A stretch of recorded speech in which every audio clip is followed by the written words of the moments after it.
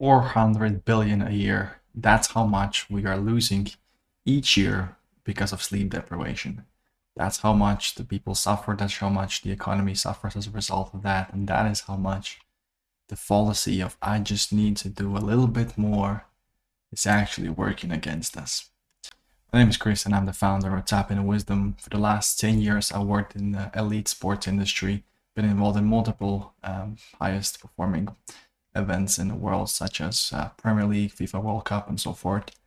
And during those experiences, I've seen a lot of, for myself and also other people and a lot of my colleagues, this kind of sense that I need to always be doing more. I need to be pursuing more things. I need to be going out and putting more work in. I need to contribute more. I need to stick around for longer. And all of that is great, but it sometimes comes at the cost and at the expense of our own health, our own well-being, and our own kind of top performance.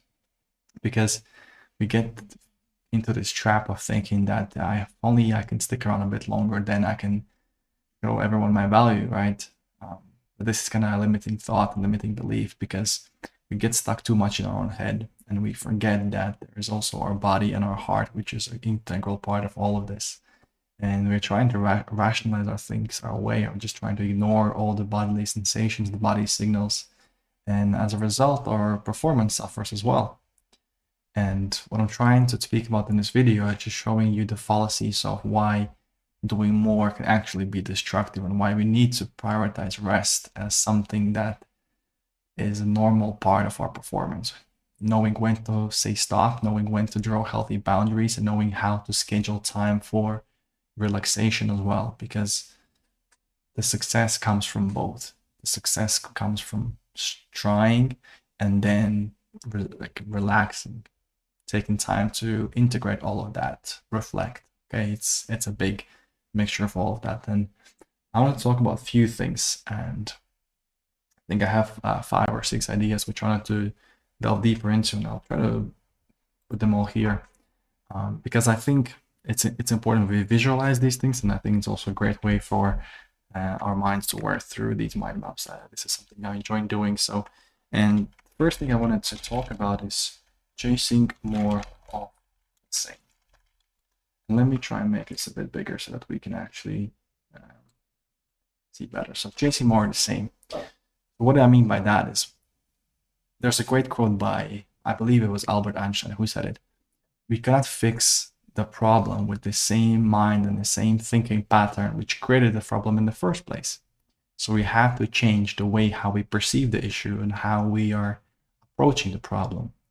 And what I see with a lot of people, and where I used to be myself, was this expectation that I just need to work harder. I just need to put in more hours and then I will feel differently. Then I feel more happiness, more fulfillment. If only I can put in an extra hour, if only I can sleep an hour less, then I can get to a certain place, maybe get a promotion or whatever.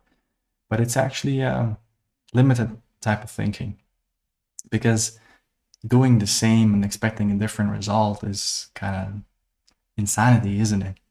We don't have to do the same. We have to change our action. We have to change trajectory. And one such thing which we can do is actually we can prioritize sleeping more, resting more, taking time for ourselves. Because when our mind gets too overworked, the creativity goes down, our problem solving ability goes down, the innovation and seeing different patterns decreases. It's all because basically our body is not rested well enough. So when we are trying to force ourselves into something new, something extra, we are basically saying, let's try achieve different result with even less resource. And that leads to too much accumulation of stress, that leads to conflicts, and that leads to many issues. The real thing which we are after is actually a feeling. It's not more effort or more, I don't know, more things or something like that. It's not the validation. The validation from others is actually a feeling which we're trying to get, but that feeling can also be internal. So we don't actually have to wait for others to tell us we're doing a great job. We need to recognize for ourselves, I have done as much as I can. Now I need to take a step back and relax. Second thing I want to talk about is ignoring bodily signals. And this, I think, is huge, especially in the corporate environment, and especially, I think, nowadays in general. We're theorizing too much. We're living in our head too much. We are forgetting about the bodily sensations. And we think it doesn't matter. We think that the mind is one that drives everything else. In fact, heart is way more powerful than our mind is. There are a lot of different studies and researchers showing that the electromagnetic field that comes from our heart is like 1,000 times more powerful than our mind. And it's actually these signals which then influences our mind in different ways by sending impulses to our mind, which our mind is then interpreting as emotions, as feelings, as thoughts, which is what's driving our behaviors. It's what drives our actions and our performance. And yet we are thinking that it's our mind, so we only need to focus our mind more. So why do you think all these self-help books exist? Why do you think they're so popular? It's because we're thinking that if only I can get some more information crammed in here, I can start changing my reality. And don't get me wrong, there's a lot of great ideas, but ultimately we need to recognize that it's not just about living here, it's also about tapping into the heart. And it's about recognizing our emotions, about recognizing our feelings to know when we need to take a step back, to know when our body is accumulated too much of like energy, which needs to now be either discharged or transformed, or when it simply needs to rest. If we're not aware of that, well, you know what happens. We usually burn out, or we get ill, or we're getting into the conflict, and then those stressful feelings get projected on someone else, or we basically release them destructively through parties, through doing things which we're not proud of, and then which we kind of like regretting. So that kind of leads me to the third point, which is self-care. Because what happens is we are sometimes prioritizing other people's needs and wants and desires over that of our own. We think that if we can sacrifice ourselves, others will appreciate and they will love us more. Guess what? Being selfish is not selfish. It's not something you need to avoid. It's actually powerful, and you need to be able to take care of yourself. You need to be able to recognize which of your needs are not being met. Because without doing that, you're actually becoming a burden to some other people, because you're not bringing your best version to the table. If it's at work, you're not being able to contribute as much. If you're neglecting your own self-care, if you're not taking care of how you feel, of the bodily responses, of your own emotional intelligence, and you're also taking away from the potential that you have, because you're not being 100% yourself. You're bringing a subpar version of yourself to the equation, and then that negatively influences the relationships you have, the project you work on, even the sense of expressing yourself authentically. Because if you're not feeling confident in yourself, and lack of confidence can come from lack of energy, for example, you're not able to express what you think is the right thing to say because you're worried about what others will think. So it's easier for you to stay in your position than to be open and vulnerable, because that will then expose that the things which are sitting within yourself. So trying to do more things with less energy as well, and then this, as I guess, leads to excess stress. This leads to poor work-life balance, and then the quality of life as a general concept starts to decline because we are neglecting the self-care. You can start to see how this little thing of thinking that I just need to do more is then trickling down into negatively impacting all the areas of our life. And what happens is that not only it impacts us negatively, it impacts also our creativity and problem solving, like I already mentioned before. Let me go a bit deeper into this one for now. So the way it works is that, especially when we're stressed, it's our physiological body and the sensations with our body which influences the outcomes, because they are sending different impulses, which then, as I said, comes through as emotions, which our brain is interpreting as feelings and attaching certain meanings to them. So if these impulses are chaotic because our body is all over the place, it's stressed, then the feelings and naturally thoughts, because feelings influences thoughts and the other way around. So those become a bit more destructive, a lot more chaotic. And You can imagine what happens when you're in this chaotic state, and also your thought patterns will change, your actions will change, and the outcomes will change, right? So it's all linked together, and we are not even seeing these things happening beneath the surface, but that is what is driving our behavior. And as a result, our creativity declines and the problem solving declines, because when we are shut, our prefrontal cortex is really almost like shutting down completely. And the prefrontal cortex is what we're using to analyze information, what we're using to find patterns. And if that's being shut down, then we are just simply jumping to the first solution which we find. And oftentimes that solution is not the best one. It's just the simplest for our mind, because it's trying to get away from this stress. It's trying to get back to the sense of some sort of natural default state. So it's actually working against us. And therefore, it's really important that we are balancing the strain and the relaxation, because that is how we grow. It's the same in the gym. It's the same how we build a muscle. We go to the gym, we build a muscle, but then we need to relax it, because that's how it actually grows and gets stronger. So it's the same with us. No matter which area of life we are talking about, the way we get better, the way we evolve, the way we grow is we experience the action, then we take some time to reflect on that. And that includes relaxation, that includes resting, that includes integrating all of that, and then altering our actions so that next time it doesn't have the same effect on us. And that's how we grow, that's how we get better. So it's not that much difficult than with the muscle. It's the same with this brain and heart muscle, because they need to be aligned for us to experience the quality of life that we know that we can experience, right? And the fifth point, which is coming to me right now and which I want to talk about, is recognizing the warning signs. Because it's a lot more easier to prevent the issue than it actually is to then try and deal with it. So what are these warning signs which are telling us that we are already on the edge of basically falling on the wrong side? If you're thinking that you don't have time for this, you don't have time for relaxation, that's one sign. If you're no longer enjoying the things which are usually bringing you pleasure, if you're losing motivation to do things which you are really passionate about, all of these are signs that you are losing energy. You just simply don't have the energy underneath to support that. Your energy, or like, let's say, it's like you're squeezing a lemon, you're trying to squeeze out the last drips of juice, but there's nothing left. See, and you just need to simply relax, take some time for yourself, because if you don't do it, then you get ill, or you burn out, or something else can happen which can destructively influence your life. So tense body, that's a physiological expression. Frequent headaches, that's also can be something that it's like an emergency.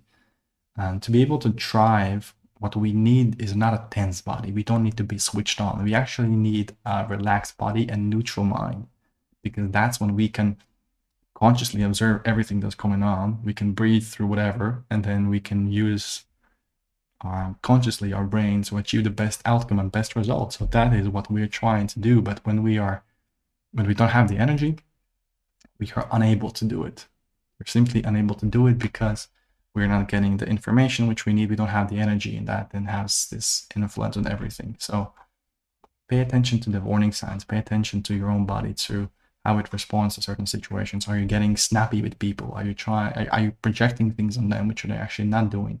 Because what happens is the world is simply mirroring back to you your internal state. So if things are starting to annoy you, that's also a sign that you're getting triggered. And if you're getting triggered or something silly, then that's probably another sign that you need to actually take a step back and relax.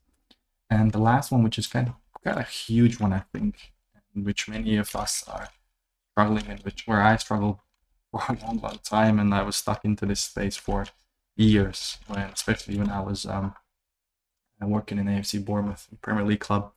It's this fear of loss and illusion that something can be taken away from us. You see, depending on your childhood and depending on the trauma you experienced, depending on the upbringing that you had, you can have this sort of scarcity mindset that something could be taken away from you. And the way it expresses itself is thinking that I cannot take the foot off the gas pedal, because if I do, then everything which I have now achieved will be taken away from me. Someone will come and take it away. If I'm not working hard enough, then I won't deserve all the success. My progress will stop, and everyone will think about me in a certain way. I used to tell myself these stories in the head where I would work, I don't know, crazy hours. So when I was in England, I had to go through university, which I had to financially support myself. So I was doing two part-time jobs. I was helping another company trying to basically grow.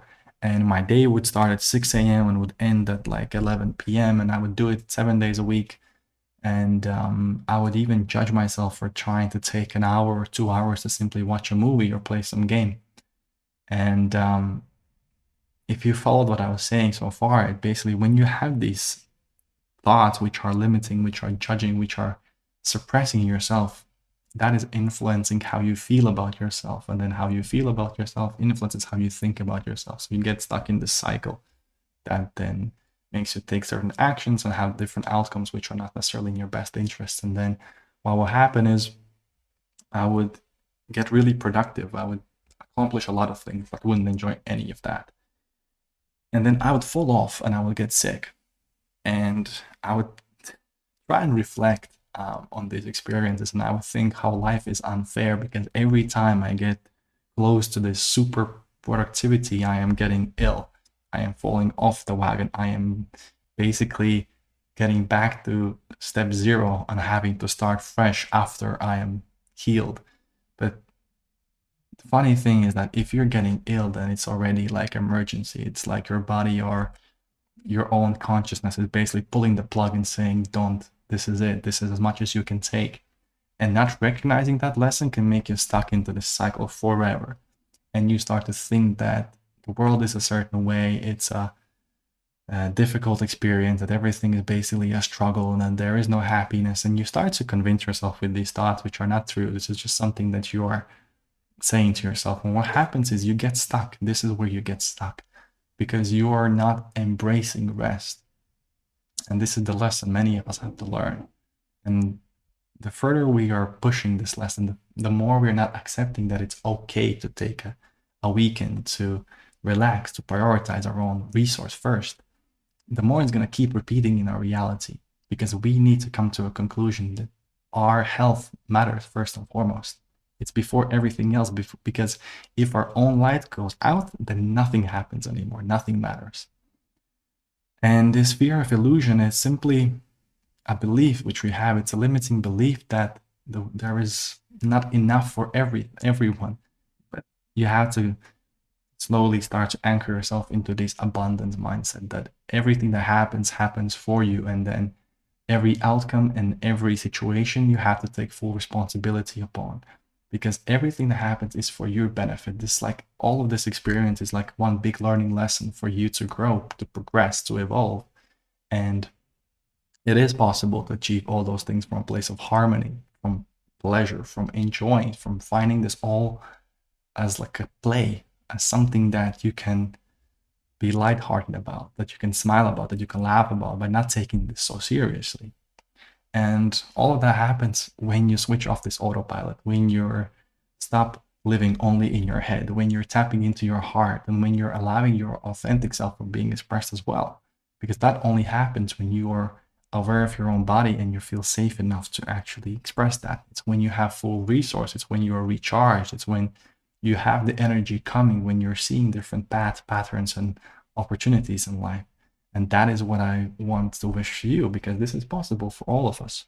It's not something which only like some, I don't know, special people have. This is that all of us can tap into. We just need to know how. And the how starts by recognizing how we feel, recognizing that our body and our physiology influences the outcomes which come in life, recognizing that we need to master our internal world as much as we need to master these technical skills in the outer world. And the difference between success and laziness is recognizing when you need to actually change your trajectory, when you need to learn how to manage your emotions better, when you need to rest and change how you're approaching life. That's the real form of success. Laziness is just doing the same thing again and again and expecting different results. So my encouragement to you would be to recognize yourself into these patterns, recognize when you're getting stuck and start to prioritize your rest more. Because what is the worst that could happen? You just get to sleep more, you get to rest more.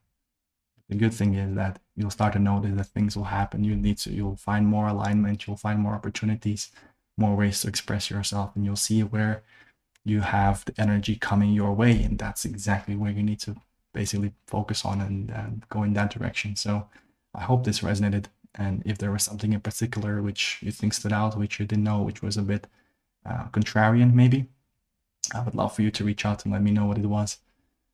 And check out Tap in Wisdom. I am releasing daily material almost there with some insights and ideas how you can be holistically successful, how you can combine your personal success, professional success, and also the fulfillment and freedom within your own body. That is the goal. That is what I think is the real success of 21st century, to succeed holistically, not at the expense of one area or the other. So that's my wish to you, and I wish you nothing but the best. Have an amazing day.